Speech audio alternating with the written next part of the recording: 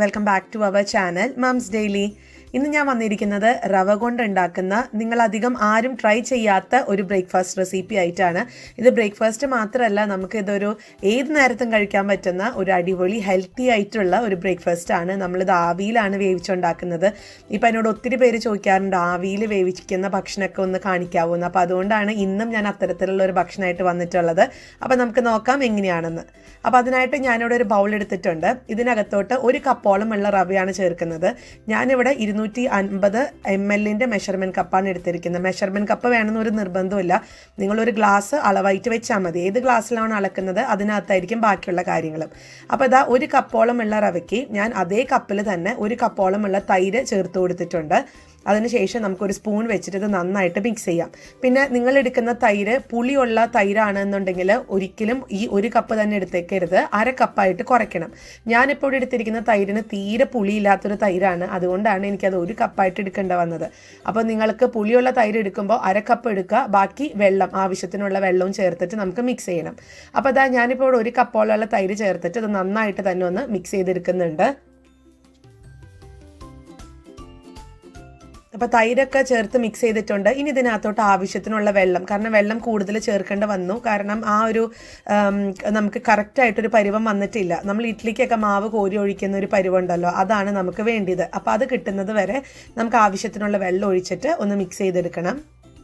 അപ്പോൾ അത് ആവശ്യത്തിനൊക്കെ ഇതൊക്കെ നന്നായിട്ട് മിക്സായി വന്നിട്ടുണ്ട്. ഇനി ഇതിനകത്തോട്ട് നമുക്ക് ഉപ്പ് ചേർത്ത് കൊടുക്കണം. അപ്പോൾ ഞാനിവിടെ ഒരു 1/2 ടീസ്പൂണോളം ഉപ്പാണ് ചേർത്ത് കൊടുത്തിരിക്കുന്നത്. എന്നിട്ട് നമുക്ക് നന്നായിട്ടും കൂടെ ഒന്ന് മിക്സ് ചെയ്ത് കൊടുക്കണം. മിക്സ് ചെയ്തതിന് ശേഷം നമുക്കിതൊരു 15 മിനിറ്റെങ്കിലും മിനിമം ഒന്ന് റെസ്റ്റ് ചെയ്യാൻ വെക്കണം. എങ്കിലാണ് ഈ റവയൊക്കെ നന്നായി ഒന്ന് കുതിർത്ത് വരത്തുള്ളൂ. അപ്പോൾ അതവിടെ ഇരിക്കട്ടെ. ആ നേരം നമുക്ക് ഒരു ഫില്ലിങ്ങിന് വേണ്ടിയിട്ടുള്ള കാര്യങ്ങൾ ഉണ്ടാക്കണം. അതിനായിട്ടൊരു പാൻ അടുപ്പത്ത് വെച്ചിട്ടുണ്ട്. പാൻ ഒന്ന് ചൂടായി വരുമ്പോഴത്തേക്കും ഞാൻ 2 ടേബിൾ സ്പൂണോളമുള്ള സൺഫ്ലവർ ഓയിലാണ് ഒഴിച്ചു കൊടുത്തിരിക്കുന്നത്.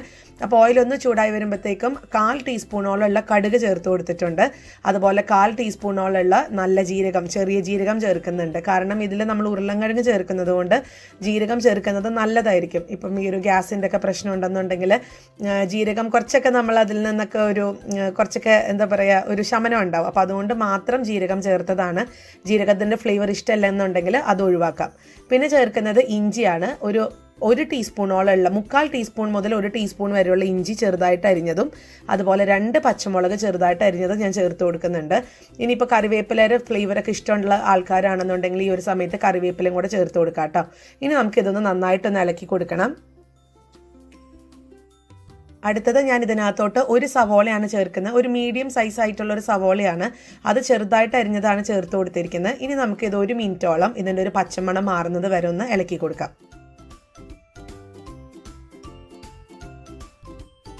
അപ്പോൾ അത് സവോളയൊക്കെ ഒന്ന് ചെറുതായിട്ടൊക്കെ ഒന്ന് നിറക്കെ മാറി ഒന്ന് സോഫ്റ്റ് ആവാൻ തുടങ്ങിയിട്ടുണ്ട്.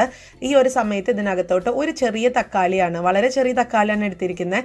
കാരണം 1 സവോളയ്ക്ക് 1/2 തക്കാളി മതിയാവും. ഞാനിത് ചെറിയ തക്കാളി ആയതുകൊണ്ടാണ് മുഴുവനായിട്ട് തന്നെ എടുത്തിട്ടുള്ളത്. അപ്പോൾ തക്കാളിയും കൂടെ നമുക്കിതൊന്ന് നന്നായിട്ടൊന്ന് ഇളക്കി കൊടുക്കണം. അപ്പോൾ 1 മിനിറ്റ് കഴിഞ്ഞു. ഞാൻ ഇനി ഇത് ഒന്ന് മൂടി വെച്ചിട്ട് 1 മിനിറ്റും കൂടെ ഒന്ന് വേവിച്ചെടുക്കുന്നുണ്ട്. തക്കാളിക്ക് ഒന്ന് സോഫ്റ്റായി വരുന്നത് വരെ ഒന്ന് വേവിച്ചെടുക്കാം. അപ്പോൾ 1 മിനിറ്റ് കഴിഞ്ഞു. ഞാനൊന്ന് തുറന്ന് നോക്കുന്നുണ്ട്. തക്കാളിയൊക്കെ നന്നായിട്ട് സോഫ്റ്റ് ആയിട്ടുണ്ട്. ഇനി നമ്മുടെ കയ്യിൽ വെച്ചിട്ട് തന്നെ നമുക്ക് ചെറുതായിട്ട് ഇതുപോലെ ഒന്ന് ഉടച്ചുടച്ച് കൊടുക്കണം. ഇനി നമുക്ക് ഇതിനകത്തോട്ട് മസാലപ്പൊടികൾ ചേർക്കാം. ആദ്യം ചേർക്കുന്നത് 1/4 ടീസ്പൂണോളമുള്ള മഞ്ഞൾപ്പൊടി, 1 ടീസ്പൂണോളമുള്ള കശ്മീരി ചില്ലി പൗഡർ, പിന്നെ ചേർക്കുന്നത് ചാട്ട് മസാലയാണ്. ഇത് തികച്ച ഓപ്ഷണലാണ്, ഉണ്ടെന്നുണ്ടെങ്കിൽ ചേർക്കാം. ഒരു പുളിയൊക്കെ കിട്ടാൻ വേണ്ടിയിട്ട് മാത്രമാണ്. ഇതൊരു എന്താ പറയുക, അതുകൊണ്ട് ഇല്ലാത്തതുകൊണ്ട് നിങ്ങൾ ഉണ്ടാക്കാതെ ഇരിക്കരുത്. ഇതിന് പകരം ഗരം മസാല ആണെങ്കിലും ചേർത്ത് കൊടുക്കാം. ഇനിയിപ്പോൾ ചാട്ട് മസാല ആണെങ്കിൽ 3/4 ടീസ്പൂണോളമുള്ള ചാട്ട് മസാലയും ചേർത്ത് കൊടുക്കുക. ആവശ്യത്തിനുള്ള ഉപ്പും ചേർത്ത് കൊടുക്കണം. ഇത്രയും ചേർത്ത് കൊടുത്ത് നമുക്ക് ഈ ഒരു മസാലപ്പൊടികളുടെ പച്ചമണം മാറുന്നത് വരെ ഒന്ന് ഇളക്കി കൊടുക്കാം. ഇനി അടുത്തത് ഇതിനകത്തോട്ട് ഞാൻ ഉരുളൻകിഴങ്ങാണ് ചേർക്കുന്നത്. ഞാനിവിടെ 2 ഉരുളൻകിഴങ്ങ് എടുത്തിട്ടുണ്ട്. ആ ഉരുളൻകിഴങ്ങ് ഞാൻ ഗ്രേറ്റ് ചെയ്തിട്ടാണ് ഇടുന്നത് കേട്ടോ. ഞാൻ എപ്പോഴും പറയുന്നത് പോലെ ഗ്രേറ്റ് ചെയ്തിടുന്നതായിരിക്കും എല്ലാം നമുക്ക് ഒരുപോലെ കിട്ടാനായിട്ട് എളുപ്പം. ഇനി നമുക്കിത് നന്നായിട്ട് തന്നെ ഒന്ന് മിക്സ് ചെയ്തെടുക്കണം. അതുപോലെ തന്നെ ഉരുളൻകിഴങ്ങ് എടുക്കുമ്പോൾ നമ്മൾ ഉരുളൻകിഴങ്ങ് വേവിച്ച് കഴിഞ്ഞതിന് ശേഷം അതിൻ്റെ ഒരു 5 മിനിറ്റ് എങ്കിലും മിനിമം ഒന്ന് ഫ്രിഡ്ജിനകത്ത് വെക്കാൻ നോക്കുക. അതായത് വേവിച്ച് ചൂടൊക്കെ ആറിയതിന് ശേഷം നമുക്ക് ഫ്രിഡ്ജിനകത്ത് വെച്ചിട്ട് പിന്നീടാണ് ഗ്രേറ്റ് ചെയ്യുവാണെന്നുണ്ടെങ്കിൽ നമുക്ക് ഒട്ടും തന്നെ വെള്ളമില്ലാതെ നമ്മുടെ കയ്യിലൊക്കെ പിടിച്ച് ഒരു പാറ്റി പോലെ, അതായത് നമ്മൾ ഈ ബർഗറിൻ്റെ ഉള്ളിലൊക്കെ വെക്കുന്ന ഒരു ഇറച്ചിയിലൊക്കെ ഒരു പാറ്റി ഉണ്ടല്ലോ, അതേപോലെ നമുക്ക് കിട്ടും. അല്ലാന്നുണ്ടെങ്കിൽ നമ്മൾ നേരിട്ട് തന്നെ പുഴുങ്ങിയതിന് ശേഷം ആ വെള്ളത്തോട് കൂടെ തന്നെ തൊലിയും കളഞ്ഞ് ഇതിനകത്ത് നമ്മൾ ഗ്രേറ്റ് ചെയ്തോ അല്ലെങ്കിൽ കുഴച്ചിടുമ്പോൾ അത് കറക്റ്റായിട്ട് വരത്തില്ല കേട്ടോ. അപ്പോൾ ഇങ്ങനെ തന്നെ ചെയ്യുന്നതായിരിക്കും നല്ലത്. ഇനി ഇതിനകത്തോട്ട് നിങ്ങൾക്ക് ഉപ്പ് കൂടുതൽ വേണമെന്നുണ്ടെങ്കിൽ ഉപ്പ് ചേർക്കാം. അതുപോലെ തന്നെ ഞാൻ അല്പം മല്ലിയില ചേർത്ത് കൊടുക്കുന്നുണ്ട്. ഇതും തികച്ചും ഓപ്ഷണലാണ്. മല്ലിയിലയുടെ ഫ്ലേവർ ഇഷ്ടമല്ലെങ്കിൽ ചേർക്കണ്ട. അപ്പോൾ ഇത്രയേ ഉള്ളൂ. ഞാൻ ഫ്ലെയിം ഓഫ് ചെയ്തിട്ടുണ്ട്. ഇനി ഇതൊരു പാത്രത്തിലോട്ട് ഒന്ന് മാറ്റി വയ്ക്കാം. ഞാൻ ഈ മിക്സ് ഒരു പാത്രത്തിലോട്ട് മാറ്റി വെച്ചിട്ടുണ്ട്. അപ്പോൾ ഇത് കണ്ടോ, ഒട്ടും തന്നെ വെള്ളമില്ലാതെ നല്ല ഡ്രൈ ആയിട്ടാണ് കിട്ടിയിരിക്കുന്നത്.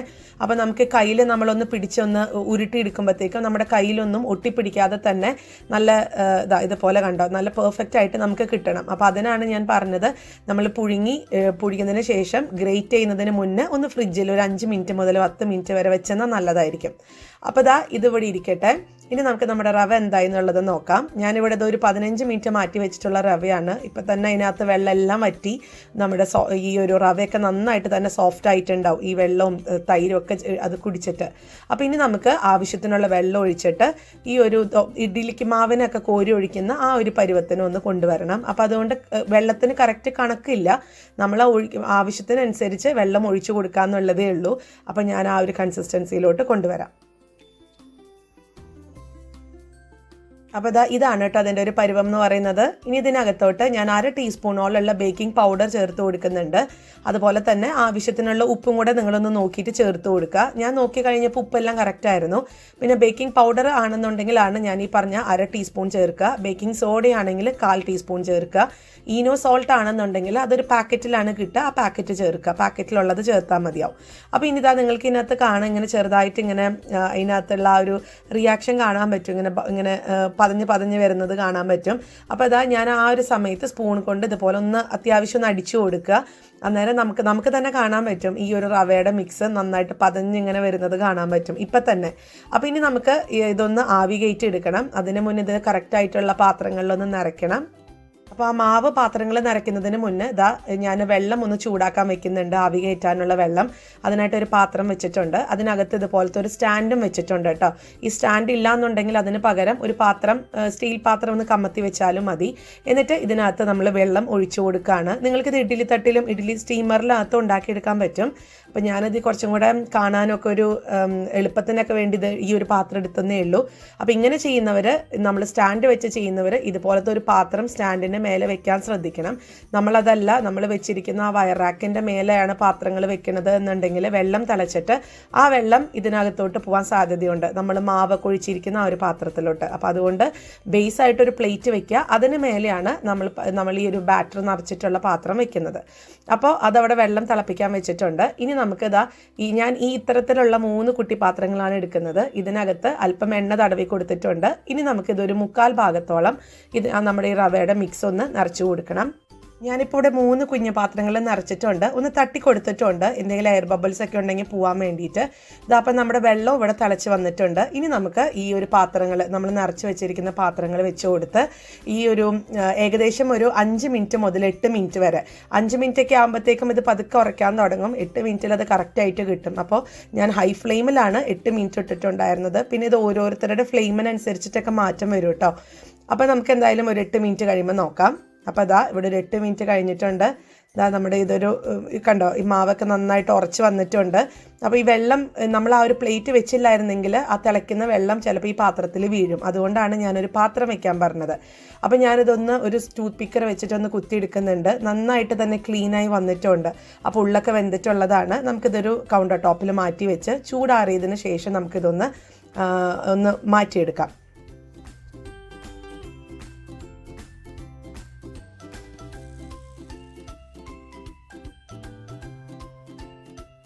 അപ്പം ഞാൻ ബാക്കിയുള്ള മാവും കൂടെ കൊഴിച്ചെടുത്ത് ആവി കയറ്റി വന്നിട്ടുണ്ടായിരുന്നു. അപ്പോൾ നമ്മുടെ എല്ലാ ബേസും ഇവിടെ റെഡിയാണ് കേട്ടോ. ഇനി ഇതാ നമ്മുടെ കൂട്ടും ഇവിടെ റെഡിയാണ്. അപ്പോൾ നമ്മൾ എന്നത് ഒരു ബർഗർ പോലെയാണ് ഉണ്ടാക്കിയെടുക്കുന്നത്. അപ്പോൾ അതിനായിട്ട് നമ്മൾ ഈ 2 ഭാഗം എടുത്തിട്ട് ഇതിൻ്റെ നടുക്കാണ് ഫില്ലിങ് വെച്ച് കൊടുക്കുന്നത്. അപ്പോൾ ഞാനിവിടെ എടുത്തിരിക്കുന്ന കട്ടോരി എന്ന് പറഞ്ഞ പാത്രം കുഞ്ഞിതായതുകൊണ്ടാണ് നമുക്കിങ്ങനെ കറക്റ്റായിട്ട് വന്നത്. ഇനി നിങ്ങളെടുക്കുന്ന പാത്രത്തിന് നന്നായിട്ട് വീർത്തൊക്കെ വരുവാണ് അല്ലെങ്കിൽ വലിപ്പത്തിൽ വരുവാണെന്നുണ്ടെങ്കിൽ ഈ ഒരൊറ്റ ഞാനിപ്പോൾ മറിച്ചിട്ടിട്ടുള്ള ഒരൊറ്റ ഭാഗം തന്നെ നമുക്ക് 2ആയിട്ട് മുറിച്ചിട്ടാണെങ്കിലും ഒരു ബർഗർ പോലെയൊക്കെ ഉണ്ടാക്കാം. ഞാനിപ്പോൾ ഇന്ന് കാണിക്കാനും എനിക്ക് എളുപ്പത്തിനും ഒക്കെ വേണ്ടിയിട്ട് ഞാൻ നമ്മൾ ഉണ്ടാക്കിയ ഓരോ അപ്പത്തിൻ്റെ ഓരോന്നെടുത്തിട്ടാണ് ഞാൻ നടുക്കിലൊന്ന് വെച്ച് കൊടുക്കുന്നത്. ചിലപ്പോൾ ഞാൻ പറയുമ്പോൾ നിങ്ങൾക്ക് കൺഫ്യൂഷൻ ആവുന്നുണ്ടോയെന്ന് അറിയില്ല. അപ്പോൾ ഞാൻ കാണിക്കാം. അപ്പോൾ ആദ്യം ഇതുപോലത്തെ ഒരു റവയുടെ ഒരു ബേസ് എടുത്തിട്ടുണ്ട്. എന്നിട്ട് നമ്മൾ നേരത്തെ എടുത്ത് തയ്യാറാക്കി വെച്ചിരുന്ന ഫില്ലിങ്ങും ഇതേപോലെ ഒന്ന് വെച്ച് കൊടുക്കുക. സാധാരണ നമ്മളൊരു കറക്റ്റ് ഏതാണോ വട്ടം ആ വട്ടത്തിനനുസരിച്ച് നമുക്കൊന്ന് കട്ട്ലേറ്റൊക്കെ പരത്തുന്നത് പോലെ ഒന്ന് പരത്തി ഒന്ന് പ്രസ് ചെയ്ത് കൊടുക്കാം. ഒരു ഷേപ്പാക്കി കൊടുക്കാം. ഇനി നമുക്ക് ബാക്കി വേറൊരു ബേസും എടുത്തിട്ട് ഇതേപോലെ തന്നെ ഒന്ന് പ്രസ് ചെയ്ത് കൊടുക്കുക. ഇത്രയേ ഉള്ളൂ. നല്ലൊരു റവ ബർഗർ ഇവിടെ റെഡിയാണ്.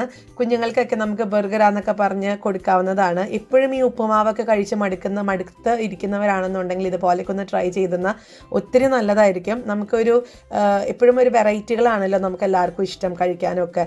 പിന്നെ ഇതിൻ്റെ കൂടെ എനിക്ക് തോന്നുന്ന ഏറ്റവും ബെസ്റ്റ് കോമ്പിനേഷൻ എന്ന് പറയുന്നത് സാമ്പാറും ചട്നിയും തന്നെയാണ്. അപ്പം ഞാനിവിടെ ചട്നിയും സാമ്പാറും വെച്ചിട്ടാണ് കുഞ്ഞുങ്ങൾക്ക് കൊടുക്കാറ്. അപ്പോൾ ഇവർക്ക് നമ്മൾ സാധാരണ ഒരു റവ കൊണ്ട് ഉണ്ടാക്കുന്ന ഒരു മസാല ദോശ കഴിക്കുന്നത് അതേ ഫീലിംഗ് തന്നെയാണ്, അല്ലെങ്കിൽ ഒരു മസാല ദോശ കഴിക്കുന്ന ഫീലിംഗ് തന്നെയാണ് ഇത് കഴിക്കുമ്പോഴും കിട്ടുക. അപ്പോൾ ഞാൻ ഇതിൻ്റെ സൈഡൊക്കെ ഒന്ന് നന്നായിട്ടൊന്ന് ലെവൽ ചെയ്ത് കൊടുത്തതിന് ശേഷം ഇതുപോലെ വെച്ച് കൊടുക്കുന്നുണ്ട്. ഇത്രയേ ഉള്ളൂ. നമുക്കിത് ഇങ്ങനെ തന്നെ കഴിക്കാം. പക്ഷെ ഞാനിന്ന് കുറച്ചും കൂടെ ഒരു ഡിഫറെൻ്റ് ആയിട്ട് ഞാൻ ചെയ്തത് എന്താണെന്ന് വെച്ച് കഴിഞ്ഞാൽ ഇതൊന്ന് ഞാനൊന്ന് താളിച്ചൊഴിക്കുന്നുണ്ട് ഇതിൻ്റെ മേലെ. അത് തികച്ചും ഓപ്ഷണലാണ്. നിങ്ങൾക്ക് ഇങ്ങനെ തന്നെയാണെങ്കിലും കഴിക്കാവുന്നതാണ്. കുഞ്ഞുങ്ങൾക്കൊക്കെ ഇങ്ങനെ കൊടുക്കുന്നത് തന്നെയാണ് കേട്ടോ നല്ലത്. ഞാനിപ്പോൾ ഇന്നൊരു താളിപ്പ് ഉണ്ടാക്കുമ്പോൾ അതിനൊരു എക്സ്ട്രാ ടേസ്റ്റും കൂടെ വരും. കാരണം നമ്മൾ ഉണ്ടാക്കിയിട്ടുള്ള റവയൊക്കെ ഇപ്പോൾ പ്ലെയിൻ ആയിട്ടാണ് അതിൻ്റെ ഒരു ടേസ്റ്റ് വരിക. നമ്മൾ പക്ഷേ ഈ താളിപ്പും കൂടെ മേലൊന്ന് ഒഴിക്കും തോറും അതിന് ഇച്ചിരി ഒരു മസാല ടേസ്റ്റൊക്കെ കിട്ടും. അപ്പോൾ അതിന് വേണ്ടിയിട്ട് ഞാൻ അങ്ങനെയും കാണിക്കാം. അപ്പോൾ നമ്മുടെ ഈ ഒരു കുട്ടി ബർഗർ ഇവിടെ റെഡിയാണ്. അപ്പോൾ ഇതിന് വേണ്ടുന്ന താളിപ്പ് തയ്യാറാക്കുന്നത് എങ്ങനെയാണെന്ന് നോക്കാം. അപ്പം നമ്മുടെ ബർഗർ ഇവിടെ റെഡിയാണ്. റവ ബർഗർ ഇവിടെ റെഡിയാണ്. കുഞ്ഞുങ്ങൾക്കൊക്കെ കൊടുക്കാൻ ഈ ഒരു ബർഗർ മതിയാവും.